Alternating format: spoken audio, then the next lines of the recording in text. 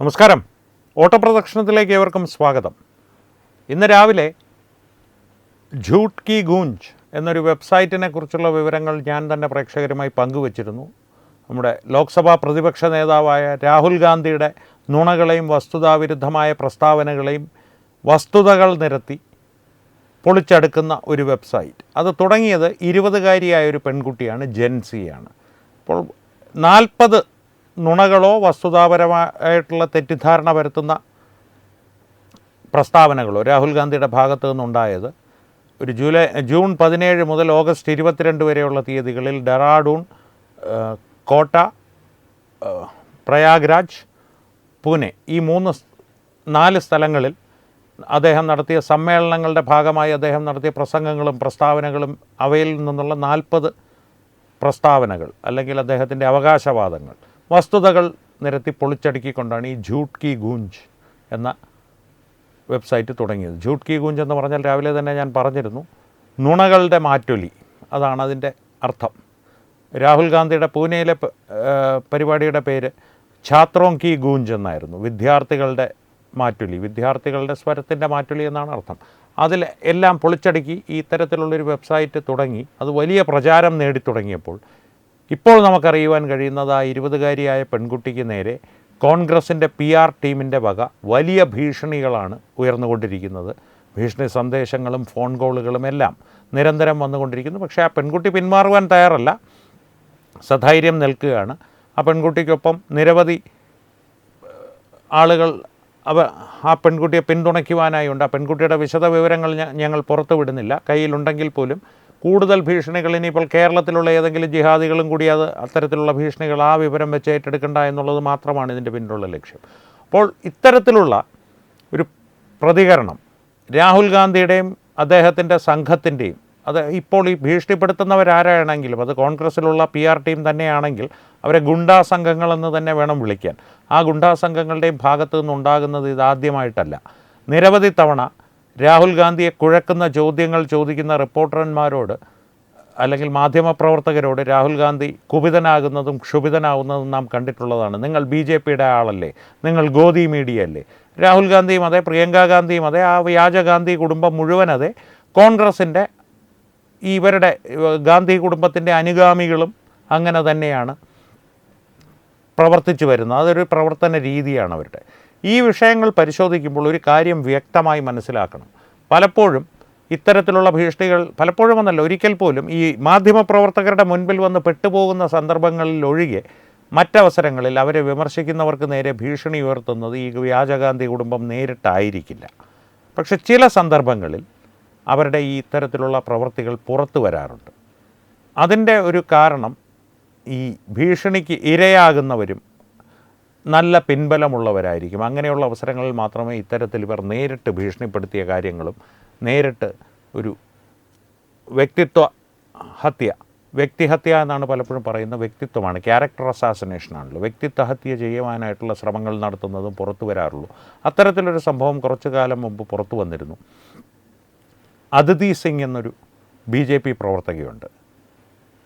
റായ്ബറേലിയിലെ MLA ആണ്. കോൺഗ്രസിൽ നിന്ന് BJPയിൽ നരേന്ദ്രമോദിയുടെ നേതൃത്വത്തിൽ ആകൃഷ്ടയായി റായ്ബറേലിയിൽ മത്സരിച്ച് BJPയിലെത്തി റായ്ബറേലിയിൽ മത്സരിച്ച് ഉത്തർപ്രദേശ് MLA ആയതാണ്, നിയമസഭാ സാമാജികയായതാണ്. അദിതി സിംഗിൻ്റെ ഭർത്താവ്, മുൻ ഭർത്താവെന്ന് വേണം പറയാൻ, അംഗദ് സിംഗ് സയാനി എന്ന കോൺഗ്രസ് പ്രവർത്തകനായിരുന്നു. അവരുടെ വിവാഹ ജീവിതം, രണ്ടുപേരും ഭർത്താവും ഭാര്യയും 2 പാർട്ടികളിലായിരുന്നെങ്കിലും രാഷ്ട്രീയ കക്ഷികളിലായിരുന്നെങ്കിലും സന്തോഷപൂർണ്ണമായ ഒരു വിവാഹ ജീവിതം നയിച്ചു വരികയായിരുന്നു. പക്ഷേ അവരുടെ വിവാഹ ജീവിതം തകരുവാൻ പ്രധാന കാരണം പ്രിയങ്ക ഗാന്ധിയാണ് എന്ന് അദിതി സിംഗ് തന്നെ പറയുന്നുണ്ട്. അതിൻ്റെ ഒരു വീഡിയോ ഞാൻ നിങ്ങളെ കാണിക്കാം. ആ വീഡിയോ ഒന്ന് കണ്ടിട്ട് ഞാൻ ബാക്കി പറയാം. വീഡിയോ ഒന്ന് കാണാം. Your husband being in the Congress and you being in the BJP, how does that equation work at home now? Ladte nahi ho aap dinner table pe? Unfortunately, we got divorced. Oh, I'm so sorry. That's I all didn't right. know that. That's all right. That's all right. So how it played out is, and I wish him all the best. It was not at all a vicious separation. How it played out is when I decided to join the Bharatiya Janata Party, and you know, being a young MLA, I wanted to be a part of the India growth story, and I decided very early on that, bhai, I want to be under the leadership of Modi ji, and in my state under the leadership of Yogi ji. He was my chief minister, seeing his work and so on, and part of the government.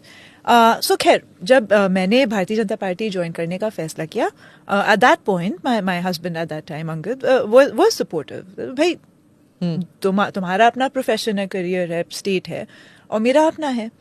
What happened towards the end during ticket distribution? मेरी ticket हो गई थी. I was preparing. Priyanka Gandhi says to my ex-husband, कि you talk smack about her. You I'm sorry, I'm trying not to use like cursed language. So you say all these nasty things about her. चरित्र पर, ठीक है ना? About you know how she is and this and that, and I'll give you a ticket. And if you don't, I'm not going to give you a ticket. Sitting MLA Oh, good. of the Congress party. No, I Young totally kid. believe this, and that's why people, when they say that these Gandhis are very empathetic, they're very Yeah. kind, they are always saying. So good did he things. get a ticket It's not. because of that, you think? He didn't get a ticket. He was. He came for 3 months. हमारी and then- हमारी अपनी पारिवारिक जो भी दिक्कतें समस्याएं थी, a lot of it caused by the Congress party. So I would have people calling on बिल्कुल on his behalf, like not him, कि come back to Congress, it's going to affect your marriage. And I'm like, since when have you become an advocate for my marriage? You know, ministers and stuff. So some of them are told off.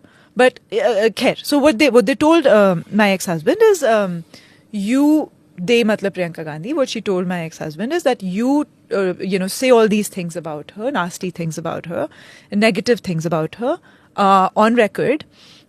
Do a press conference and everything, and हम आपकी ticket सुनिश्चित करते हैं. And he was like, listen, we may or may not be on whatever terms we may or may not be on, and वो सब अपनी जगह है. But this is I've not been raised to talk like that about women, especially not my wife or my family. And ये हमारा पारिवारिक मामला है. Not going to talk about her, which I really respect him for that. तो कांग्रेस तो केवल ticket काट दी. केवल അതിഥി സിംഗ് പറയുന്നതിൻ്റെ ഒരു സാരാംശം എന്താണെന്ന് വെച്ചാൽ, ഹിന്ദി മനസ്സിലാവാത്തവർക്ക് വേണ്ടി ഞാനൊന്ന് ഒരു സാമാന്യ തർജ്ജിമ, പദാനുപത തർജ്ജിമയല്ല, ഒരു രത്ന ചുരുക്കം പറയുകയാണ്. ഈ അംഗദ് സിംഗ് സയാനിയോട് പ്രിയങ്ക ഗാന്ധി, അതായത് അതിഥി സിംഗിൻ്റെ മുൻ ഭർത്താവിനോട് പ്രിയങ്ക ഗാന്ധി നേരിട്ട് ഒരു കാര്യം ആവശ്യപ്പെട്ടു. അതിഥി സിംഗിനെ ഒരു വ്യക്തിത്വ ഹത്യ ചെയ്യണം, അതും അവരുടെ ഒരു നടപ്പ് രീതികൾ ശരിയല്ല, അവരൊരു മോശം സ്വഭാവമുള്ള സ്ത്രീയാണ് എന്നുള്ള രീതിയിലുള്ള പ്രചരണം നടത്തണം, എന്നാൽ മാത്രമേ നിങ്ങൾക്ക് തിരഞ്ഞെടുപ്പിൽ മത്സരിക്കുവാൻ ഞാൻ സീറ്റ് തരികയുള്ളൂ, അല്ലെങ്കിൽ നിങ്ങൾക്ക് സീറ്റില്ല, നിങ്ങളുടെ രാഷ്ട്രീയ ഭാവി തന്നെ ഞാൻ ഇല്ലാതാക്കും എന്നുള്ള രീതിയിൽ പ്രിയങ്ക ഗാന്ധി ഈ അംഗദ് സിംഗ് സയാനിയോട് ആവശ്യപ്പെട്ടു, പറഞ്ഞു, ആജ്ഞാപിച്ചു എന്ന് വേണമെങ്കിൽ പറയാം. ആ തരത്തിലുള്ള ഒരു പ്രവൃത്തി വ്യാജ ഗാന്ധി കുടുംബത്തിൻ്റെ ഭാഗത്തു നിന്നുണ്ടായത്. അതിഥി സിംഗ് സധൈര്യം പുറത്തു പറയുന്നതിൻ്റെ ഒരേ ഒരു കാരണം, അവർ നിയമസഭാ സാമാജികയാണ്, തന്നെയുമല്ല ഉത്തർപ്രദേശിൽ BJPയുടെ ശക്തമായ പിന്തുണയും അവർക്കുണ്ട്.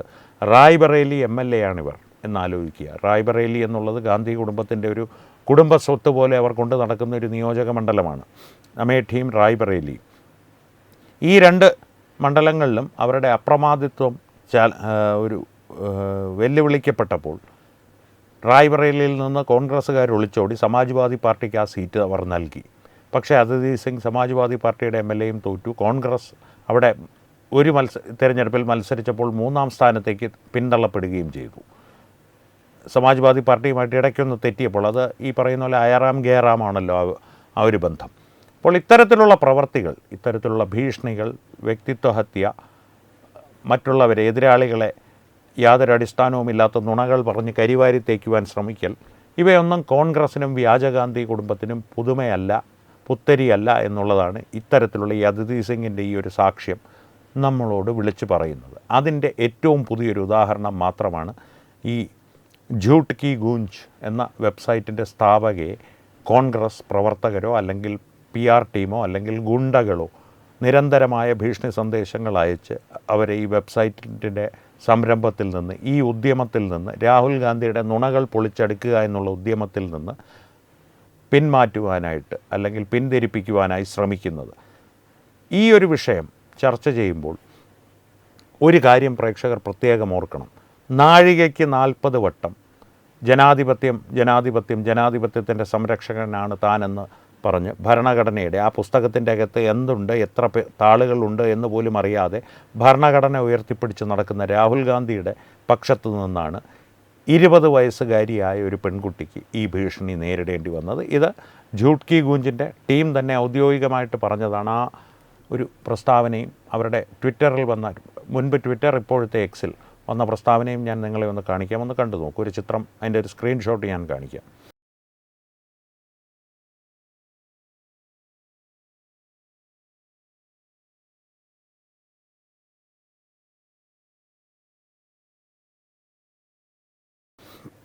അപ്പോൾ ഇത്തരത്തിലുള്ളൊരു ഭീഷണി രാഹുൽ ഗാന്ധിയുടെ പക്ഷത്ത് നിന്നുണ്ടായിട്ടുണ്ടെങ്കിൽ ആര് ചെയ്തതായാലും അവർക്കെതിരെ നടപടിയെടുക്കുവാൻ, അവരെ കണ്ടുപിടിച്ച് കോൺഗ്രസ് പാർട്ടിയിൽ നിന്ന് പുറത്താക്കി നിയമത്തിൻ്റെ മുൻപിലേക്ക് ഇട്ടുകൊടുക്കുവാൻ വ്യാജ ഗാന്ധി കുടുംബം തയ്യാറായില്ലെങ്കിൽ ജെൻസി തന്നെ അവരെ ചോദ്യം ചെയ്യുന്ന കാലം തെരുവിൽ തടഞ്ഞു നിർത്തി നാളെ മാധ്യമപ്രവർത്തകരായിരിക്കില്ല. തന്നെയുമല്ല, ജന്തർ മന്ദറിൽ കണ്ട അഭിജിത് ദീപ്കയെ പോലുള്ള ഭൂലോക ഉടായ്പകളുമല്ല ജെൻസി, യഥാർത്ഥ ജെൻസി. അവർക്ക് ചോദ്യം ചോദിക്കുവാനും സാങ്കേതിക വിദ്യയുടെ സഹായത്തോടുകൂടി അവരുടെ വാർത്തകൾ സ്വയം പുറത്തുവിടുവാനും ആരുടെയും സഹായം വേണ്ട. രാഹുൽ ഗാന്ധിയും പ്രിയങ്ക ഗാന്ധിയും റോബർട്ട് വാദ്രയും സോണിയാഗാന്ധിയും മുഴുവൻ വ്യാജ ഗാന്ധി കുടുംബവും അവരുടെ പിൻഗാമികളും അവരുടെ എല്ലിൻ കഷ്ണങ്ങൾക്ക് വേണ്ടി കൊതിച്ചു നിൽക്കുന്ന വാലാട്ടികളും എല്ലാം ജെൻസിയുടെ ചോദ്യങ്ങൾക്ക് ഉത്തരം പറയേണ്ട ദിവസങ്ങൾ വിദൂരമല്ല എന്ന് മാത്രം പറഞ്ഞുകൊണ്ട് ഓട്ടപ്രദർശനം ഇവിടെ അവസാനിപ്പിക്കുകയാണ്. ഈ വിഷയത്തെ സംബന്ധിച്ച് പ്രേക്ഷകരുടെ അഭിപ്രായങ്ങൾ തീർച്ചയായും കമൻറ്റുകളിലൂടെ ഞങ്ങളുമായി പങ്കുവയ്ക്കുക. ഒപ്പം ഈ വീഡിയോ ലൈക്ക് ചെയ്യുക, പരമാവധി ആളുകളിലേക്ക് ഈ വീഡിയോ എത്തുവാനായി ഷെയർ ചെയ്യുക. ഏറ്റവും പ്രധാനപ്പെട്ട കാര്യം, തത്വമയി ന്യൂസിൻ്റെ യൂട്യൂബ് ചാനൽ നിങ്ങൾ ഇതുവരെ സബ്സ്ക്രൈബ് ചെയ്തിട്ടില്ലെങ്കിൽ തീർച്ചയായും സബ്സ്ക്രൈബ് ചെയ്യുക. അപ്പോൾ ഈ വിഷയത്തിലും മറ്റു വിഷയങ്ങളിലും സംവാദങ്ങൾ തുടരട്ടെ. വീണ്ടും കാണാം. നന്ദി. ശുഭരാത്രി.